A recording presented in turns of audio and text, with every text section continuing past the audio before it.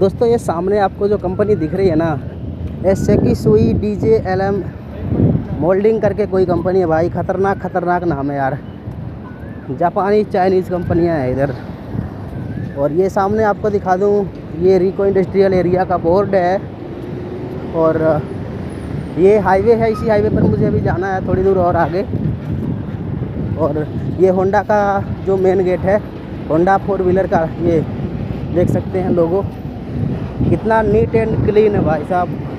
Material gate है, gate number ये जो है, यहाँ से गेट के अंदर ही सारी मटेरियल होंडा 4 व्हीलर का एंटर होता है।